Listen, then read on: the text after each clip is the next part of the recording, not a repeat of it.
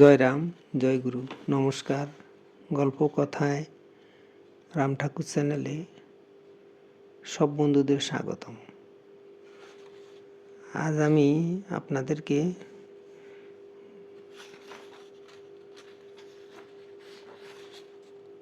ঠাকুর গুরু রূপে কেমনই কৃপা সিন্ধু সে সম্পর্কে বলছি। গল্পটা একটু বড়ই, তবে আমি একটু সংক্ষেপে বলছি, আপনারা শুনুন। একবার ঠাকুর মালাকার বাড়িতে আছেন।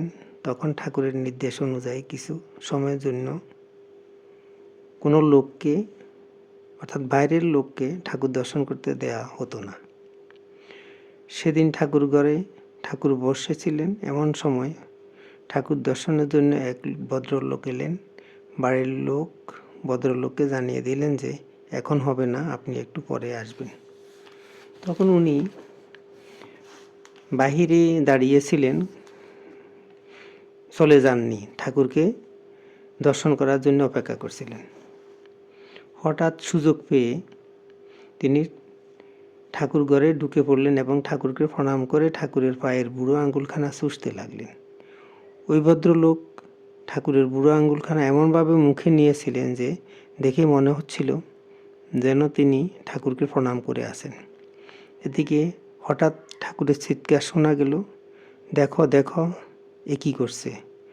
তখন ফণিবাবু এসে দেখলেন ভদ্রলোক মনে হয় যেন ঠাকুরকে প্রণাম করছেন। উনি ডাকা সত্ত্বেও ঠাকুরকে প্রণাম করে উনি আসলেন না। ভদ্রলোক যখন উঠে আসলেন না, তখন ফণিবাবু ওই ভদ্রলোকের হাত ধরে খুব জোরে যখন টান দিলেন, তখন দেখলেন যে ওই ভদ্রলোক ওইভাবে ঠাকুরের বুড়ো আঙ্গুল চুষছেন। ফণিবাবু প্রায় জোর করে ওই ভদ্রলোককে সরিয়ে নিয়ে এলেন। ঠাকুর ওই ভদ্রলোকের দিকে তাকিয়ে বললেন, তোমার সর্বনাশ হয়ে গেল। এ কথা শুনে ভদ্রলোকের চোখ দিয়ে জল গড়িয়ে পড়তে লাগলো। এদিকে যথা নিয়মে মালাকার বাড়িতে ঠাকুর ভোগের ব্যবস্থা চলছে। রান্না হওয়ার পর ঠাকুরকে ভোগ নিবেদন করা হলো। শ্রী শ্রী ঠাকুর তখন ফণিবাবুকে জিজ্ঞাসা করলেন, লোকটা গেল কোথায়? ফণিবাবু বললেন, উনি পুকুর ঘাটে বসে বসে এখনও কাঁদছেন। ঠাকুর বললেন, এখন দুপুরবেলা উনাকে আইসা প্রসাদ পাইতে বলেন। ফণিবাবু ঠাকুরের নির্দেশ মতো ভদ্রলোককে ডাকতে গেলেন, কিন্তু ভদ্রলোক তখনও আসলেন না। ফণিবাবু পুনরায় এসে ঠাকুরকে সব কথা জানালে ঠাকুর বললেন, আগে প্রসাদ পাইতে কোন। ফণিবাবু ওই ভদ্রলোককে গিয়ে ঠাকুরের নির্দেশ জানালেন। ফণিবাবুর অনুরোধে ও ঠাকুরের নির্দেশে ভদ্রলোক প্রসাদ গ্রহণ করলেন। তারপর ঠাকুরকে প্রণাম করতে গেলেন। ঠাকুরকে প্রণাম করে ভদ্রলোক দাঁড়ালেন। ফণিবাবু ঠাকুরকে জিজ্ঞাসা করলেন, ব্যাপারটা কি খুলে বলেন তো। ঠাকুর হাসতে হাসতে বললেন, ওর আরও 107 জন্ম গ্রহণ করার ছিল। ওর 100 জন্ম শেষ হয়ে গেল, অর্থাৎ সর্বনাশ হয়ে গেল। আর 7 জন্ম গ্রহণ করলে ও মুক্ত হবে। ফণিবাবু বললেন, গুরু এমনই কৃপা সিন্ধু, তিনি অমঙ্গল করতেই জানেন না, তাঁর স্বভাবেই কৃপা করা। ঠাকুরের শ্রীমুখের বাণী এবং ফণিবাবুর কথা শুনে এবার ভদ্রলোকের মনের সকল সংশয় দূর হয়ে গেল। তিনি প্রশান্তি লাভ করে বাড়ি চলে এলেন। প্রকৃতপক্ষে গুরুরূপে শ্রী ভগবান আসেন।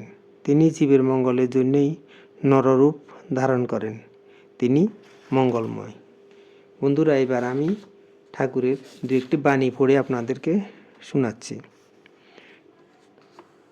ঠাকুর বলেছেন, স্বভাবেই ভালো থাকা, অভাবই মন্দ, অভাব পূরণ জন্যই যাওয়া আসা বর্তিয়া থাকে। ঠাকুর আবার বলেছেন, পত্র দ্বারা সংবাদ প্রতিলব্ধ হয় না, ভ্রান্তিবশত পত্রের প্রতীক্ষা করিয়া থাকে, মনে থাকিলেই সতত সংবাদ পাইয়া থাকে।